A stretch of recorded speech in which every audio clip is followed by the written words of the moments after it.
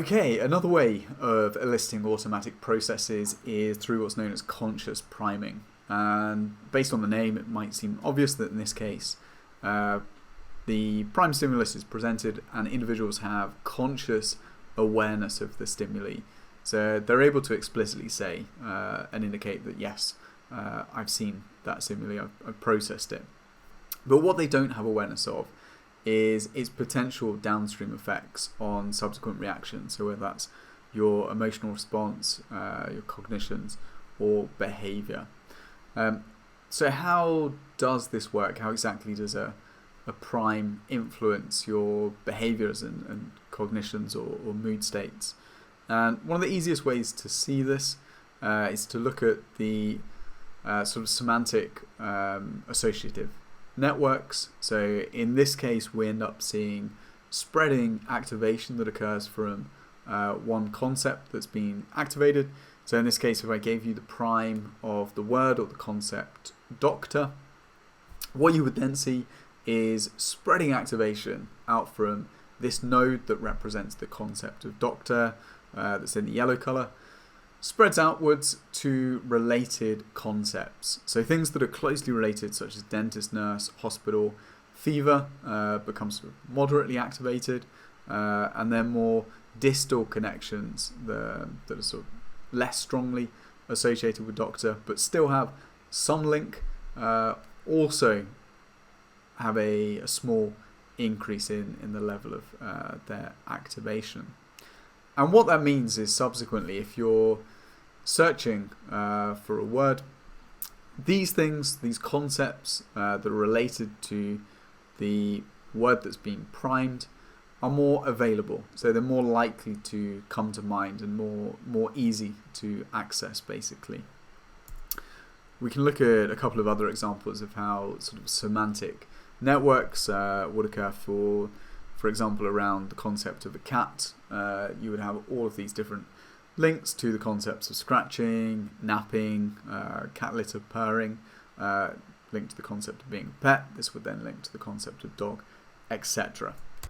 Okay, one example of where we can see conscious priming demonstrated is using the lexical decision task. So in this task, participants are presented with a letter string and they need to decide whether that letter string forms a valid word or whether it's a non-word. And you find a consistent effect in this task that responses are faster when the target word is preceded by a semantically related prime. So let's consider two different trials where you're presented the letter string that spells out the word bread. So your job then, your response is that yes, this is a proper word. And in one trial, it would be preceded by the word butter. So this is something that is semantically related, whereas in another trial, it might be preceded by the word nurse, that's semantically unrelated. And you get much faster responses when it's preceded by the word butter. With the argument that seeing the word butter activates all of these related concepts, and one of these is going to be the word bread. And this slight elevation in activation of the concept of the word bread means that when you see it appear on the screen, you're a little bit faster at making that response. So the slightly more dramatic and applied example of conscious priming can be seen in a very seminal and famous paper that was published by John Barge and colleagues, where they attempted to prime or activate the concept of elderly in order to influence the speed at which people walk. So we'll see a demonstration of this study in a moment, but the basic idea is that they get people to do, or the participants to do a sentence completion task that would either prime neutral concepts or would prime an elderly stereotype. So there would be words there that are kind of semantically linked or related to the concept of elderly. And they wanted to know of whether priming this concept of elderly would make you kind of embody and take on the behaviors of people that are old. So in other words, would it influence the speed at which you walk? So watch the video, and whilst we're watching this, see if you can answer the two questions. So what is the manipulation that they're doing, and what was the actual hypotheses that they put forward.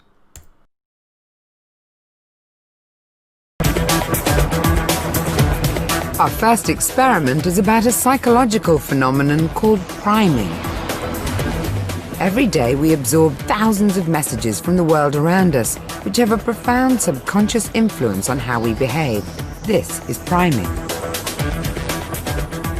Psychologists have claimed that these messages can even influence how old we feel. Michael wants to investigate this claim and has asked UCL psychologist Daniel Richardson to restage a famous experiment in priming. Morning. They'll be asking a group of students to complete a word puzzle game.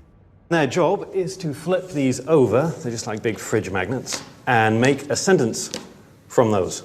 Key to the experiment is that there's something hidden in all of these words that will hopefully activate their concept of old people. Michael wants to test if simply exposing the volunteers to words associated with the elderly, such as wise and alone, actually make them behave as if they're old themselves. And then they think the experiment is over. We say, go off, you've got to sign one more form. But actually, that's when the experiment begins from our perspective. Because they leave this door, and then we time how long it takes them to walk down that corridor. And our hope is, because your stereotype of old people is that they're slower and doddery and frail, and you yourself will act slightly more like an old person. The volunteers will be tracked over a distance of 20 meters with invisible lasers, allowing the team to pinpoint precise differences in their walking speed before and after the test. Okay, I think we're ready to go. This is going to be marvellous. Okay, could we have Edith, please? This is the testing room. Do come in. So, begin whenever you're ready. But will these elderly-sounding words have any effect? The first volunteer isn't quite influenced the way the team were expecting. She seems to bound up the stairs. No real difference between going out and going in? Luckily, there are more volunteers lined up. Okay, Michael, if you can take a seat in the chair in the middle of the room, please. And soon, an interesting trend starts to appear. How was that? He was just ever so slightly slower. Oh. This volunteer walked along the corridor 10% slower after the test. So, as you know, this is a test of your language proficiency. It took this volunteer 20% longer to walk out. It really does make you think the extent to which your approach to older people and how you see them is unconsciously being projected. Yeah, and of course, old people experience this. So when you walk into the room and you meet someone who's elderly and you start thinking about them, you will slow down a little bit. So their experience will be of people slowing down whenever they meet them. Right. So your behavior feeds back to them as well. So as you know, this is a very simple test of language proficiency. But to really test their theory that we're influenced by the words we use, Michael and Daniel now want to investigate if there's an opposite effect for youthful-sounding words. Will these volunteers be racing down the corridor after their tests? Yep, he went in perky, he came out perky. This volunteer walked out 10% faster than when they walked in. Pretty fast going in, and he's even faster going out. The final volunteer's walking speed increased by 15% compared to her entrance. She did a little sprint as she came down the corridor at the end. It's so unlikely that basically a few words planted here and there could actually influence how you think about people. Hello, thanks for coming back. The experiment seems to prove that just a few words can have a direct influence on how we behave. So we told you you'd be taking part in an experiment on language proficiency, and that was slightly true, but not entirely true. We were actually measuring the speed at which you came into the room and then the speed at which you went back down the corridor. The reason was, when you did this test, we primed you. We basically fed words associated very much with old age. Now, you were 2 seconds slower going back, and you were sort of trudging it slowly and carefully. And you came in looking as though, you were off to play a football match. When you went out again, you had the bag in your hand. It was like you were really, really tired. Were you aware of any of that? Not really. You two got primed for youth. So both of you came in quite fast, and you left very fast. You came in relatively slowly and then you shot up the stairs. You took them almost at a single bound. You were out of the room. It was very impressive, I must admit. So thank you very, very much. And I'm sorry if we had to not tell you the whole truth, but it was a really interesting experiment. Hope you enjoyed it. Are they leaving faster or slower? They look just disappointed. Okay, so it should be pretty clear from the demonstration there that the manipulation was that participants are unscrambling a word list to make a sentence that's going to cause them to be primed with the stereotype of either elderly, and the exact stimuli that they use in the particular words would include like retirement, grey, wrinkle, Florida. So this was done in America, and Florida is associated with old people. They'd use the word old, lonely, grey, etc. Or there was a control group that were unscrambling neutral words, such as thirsty, clean, or private. And the hypothesis here is that these elderly primes would activate elderly concepts and make people walk slower. More technically, this is linked to something known as ideomotor theory. So the idea that thinking about a particular concept makes you more likely to engage in the behavior related to that concept. So the results of the original study, so these are two versions of the experiment. Plotted in white is the walking time in seconds for participants that did the neutral condition, versus plotted in the black bars of those participants that had the elderly manipulation. And you see here in the two different versions of the study, you get a strong effect where participants were much slower walking down the corridor after being primed with the elderly concept. So on the face of it, this would seem like you've got pretty convincing evidence that these conscious primes is going to have an effect on our behavior, that it's making people walk slower. We'll see some caveats to that shortly. In another study that looked at conscious priming, again by John Barr and colleagues, they had a manipulation where they again asked participants to unscramble a word list to make a sentence.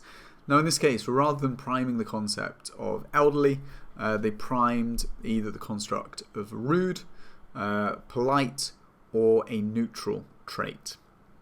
And in this experiment, participants were then instructed to wait in the hallway for further instructions after they'd completed an initial task. So this participant is there waiting in the hallway. And the real sort of trick of the experiment is the fact you have the experimenter comes out into the hallway and they're having a conversation with a confederate. So it's a fictitious conversation that they're having and essentially ignoring the participant that's in the hallway. And they want to see how long and whether participants would end up interrupting the experimenter to find out what's meant to be going on. Are they free to go? Do they have another experimental task to complete? And they found pretty strong effects that occurred on here of the participants that were primed with the polite concepts were very unlikely to interrupt. Those primed with the neutral concepts, just over 35% of those interrupted. But the participants primed with the rude concept, they were much more likely to come over and to interrupt the conversation that the experimenter was having. Okay, another example of conscious priming comes from a study, a field study that was done looking at how playing music in a supermarket can influence shoppers' preferences for the type of wine that they were going to purchase. So again, we have got conscious perception going on of when you're in this shop, you can hear the music that's being played, but we don't have any awareness that this music that we're listening to is going to bias and influence our behavior. So they set up a very nicely controlled field experiment here where in collaboration with the supermarket, they would have German and French wine displayed in this British supermarket, and they would match the German and the French wine for its quality, the price, and also the kind of characteristics or the properties of the wine. So, for example, the level of sweetness. So you'd have two dry wines. And they would do this over a 2-week period. They would play on alternative days French or German music being played. And they found strong effects there, that when French music was being played, people were more likely to purchase the French wine. Conversely, when German music was being played, participants were more likely to choose the German wine. And again, when you ask people afterwards, did you notice the music that was playing? There was some awareness that it was there, that people would report that the music had made them think of the country, but they had no conscious awareness that this was influencing their decision making or their judgments here. So another study that has by now become relatively infamous, that was done by Dijksterhuis and Van Nippenburg, wanted to see if you could prime people with concepts that would make them more intelligent.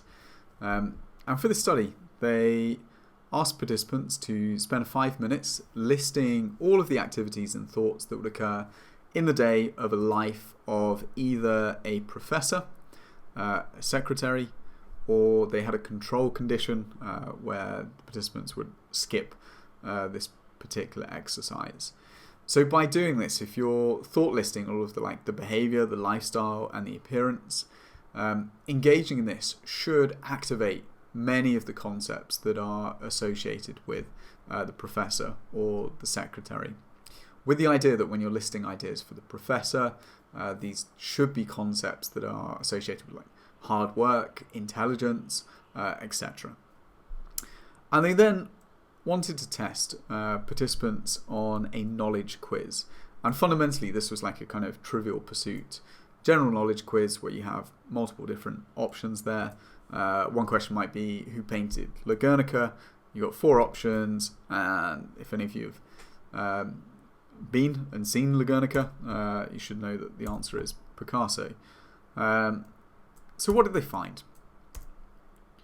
So they found priming participants with professor thoughts improved their quiz performance over the priming for the 2 other conditions. So if we look at the plot of the bar graph here, on the right hand side is the percentage of questions that participants got correct after being primed with professor concepts. They performed the worst when they were primed with the concept of a secretary, and they got about 50% of questions, 49.9% correct in the control condition, where they weren't primed with anything. Now, this suggests that being primed with the professor concept can make you more intelligent. But the big question here is, what mechanism might actually account or explain for this? What do you think are plausible mechanisms that might account for this?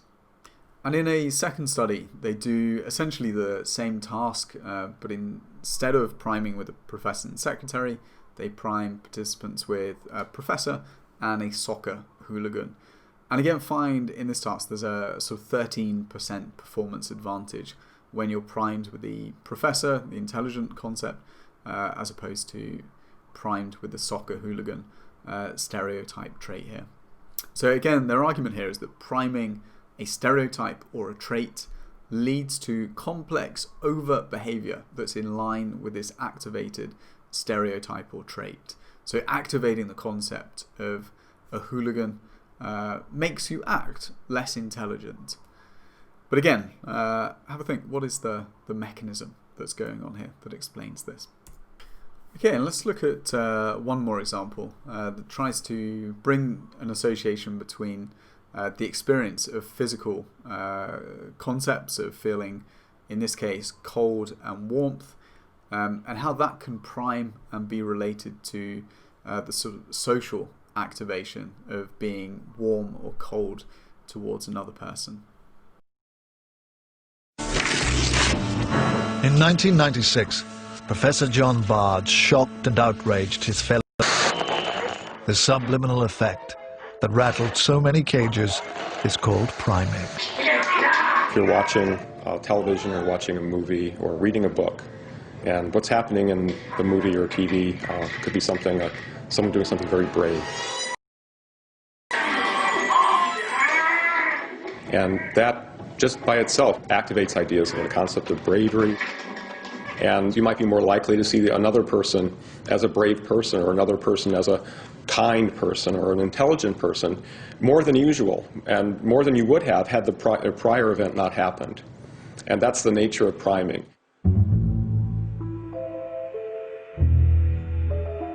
Images, and even words, slipping thoughts and feelings into our subconscious is one thing. But what is more worrying is how those thoughts and feelings can then change our behavior. Today, one of John Barge's PhD students is running an experiment to investigate the priming effects of temperature. What we do in our experiment, we very briefly expose people to a warm or cold substance. And what we expect to happen is that that simple experience with a warm substance or a cold substance will prime people to sort of activate these feelings of warmth and comfort and the things that we've learned about since we were very young. And when we have those things in mind, those things we know will color people's judgments and decisions and their behaviors as well. Volunteers for the experiment are asked to hold a warm cup of coffee as they are met by Lawrence. They have been primed with heat. The purpose of the experiment is to record participants' judgments about Lawrence's colleague, Randy. How was your break? It was awesome. It was good until I got stranded in Florida because of the snowstorm in New York on Friday, so I got stranded. The theory is that the hot drink will somehow elicit positive feelings towards Randy, even several minutes after experiencing the warmth of the cup. And here's the killer question. Would you give Randy a permanent job? Based on your brief interaction with Randy, or would you hire him as project manager? He seemed like a generally friendly guy. So yeah, I would say so. Yeah, why not? Sure. Yes. Yes.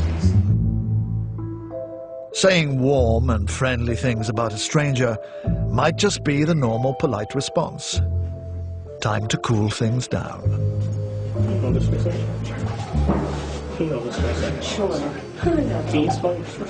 Except for the temperature of the drink. Identical conditions. The same conversation with Randy. How was your break? You glad to be back? Not really. And 6 minutes later, the same questions from Lawrence. Based on your brief interaction with him, would you recommend him or would you hire Randy as project manager? As a leader? I'm not sure. Based on the brief interaction? No. Maybe not from the impression that I got. The experiment shows, remarkably, that a brief encounter with a beverage could see you either hired or fired. It's a powerful effect, and one that might have worrying applications. In the case of, say, consumer products, feeling warm about a product presumably will make you more likely to buy it. Feeling warm about a spokesperson may make you be more likely to listen to that person and trust their judgment. So beware politicians handing you cups of coffee, right? Essentially, yes. People say, how can you get these effects with such rinky-dink little manipulations and moving people's behavior all over the place? And I don't know, it just keeps working. We do these things and they work, and that's, sorry, but they do. And now our job is to understand and try to explain to people why that is. Why it is the human mind is constructed in a way that you can get these effects at all. Okay, so we've just seen some examples there of how you could use an experimental manipulation to prime somebody to access particular schemas. So in those cases, things like elderly or professor concept. However, equally important is the fact that people also have much more stable or enduring differences in the accessibility of particular schemas, and also in the way that they might habitually code or evaluate and judge other people. So in other words, when we're judging another person, we typically have certain trait dimensions about this other person that we may pay greater attention to. So we may be much more focused on when we evaluate other people, much more focused on one dimension as opposed to others. And this can be determined by either the kind of broader cultural or societal context and the goals that are there, or by more individual differences, so more personality characteristics. So the specific dimensions that we evaluate others may be influenced by what seems important at a cultural, societal level. So, for example, certainly in Western societies, the dimensions that seem really important to us when we evaluate others include someone's friendliness and their honesty. And these are really important functional dimensions that determine whether we want to be friends. So would it make sense to be friends with this person? And we're very unlikely to be friends with people that we view as unfriendly and dishonest. Similarly, it may be the case that during your everyday life that you work in a job that causes you to evaluate people along a specific dimension. So for example, if you work as a teacher, you might become accustomed to judging and evaluating students on the basis of their intelligence. And if you're doing this habitually every day, then maybe this makes you more likely when you encounter other children, other students, that is your primary dimension or primary trait that you evaluate them on, and you place extra weight or value and importance on this dimension of intelligence. So in other words, you view children more positively the more intelligent they are. At a slightly broader level, individual differences in people's motivations and also their stable, enduring characteristics can determine how we habitually code others. So for example, we know that some people are highly sensitive to rejection, and for them, in social situations, they're going to be particularly attuned to the possibility of rejection and would much more likely pick up on cues that to many of us seem relatively ambiguous. They would be biased in their interpretation or their evaluation of these cues as indicating that they're being rejected by other people. And that'll probably have a pretty important knock-on effect that you then respond in a much more anxious or hostile way. Similarly, we know individuals who are high in a personality trait of narcissism. So narcissism is associated principally with this desire for social status. And if your central focus is around gaining status and seeming more important than others and being valued by other people, then when we're judging other individuals, we're much more likely to focus on the perceptions of status. So how much status do you think they have? How much status do you think they're affording you? And our focus will be directed towards valuing this dimension or this trait and characteristic of the individual. Yes.